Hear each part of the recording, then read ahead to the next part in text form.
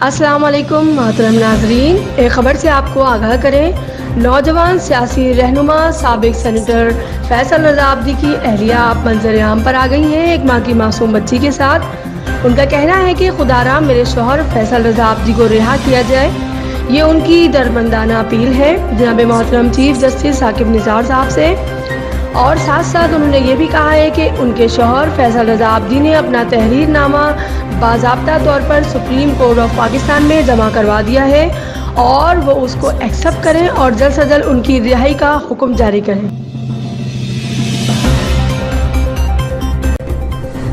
میں فیصل رضا عابدی کی اہلیہ Urooj Raza Abidi chief justice of Pakistan سے اپیل کرتی ہوں کہ وہ اپنا تحریری معافی نامہ باضابطہ طور پر سپریم کورٹ آف پاکستان میں جمع کروا چکے ہیں۔ وہ کائنڈلی اس کو ایکسیپٹ کریں اور ان کو بیل گرانٹ کریں۔ ساتھ ہی میں یہ بتانا چاہتی ہوں کہ ان کے والد صاحب جو اس وقت بھی ہاسپٹل میں موجود ہیں، ان کو 4 دن پہلے سویئر ہارٹ اٹیک ہوا ہے، اور یہ میری بچی جو اس وقت ایک ماہ کی ہے، جب سے پیدا ہوئی ہے فیصل رضا عابدی صاحب نے ان کو نہیں دیکھا۔ تو میں یہ چاہتی ہوں آن ہیومینٹیرین گراؤنڈز وہ ان کو بیل گرانٹ کریں، اور میں امید کرتی ہوں کہ وہ میری ریکویسٹ ایکسیپٹ کریں گے۔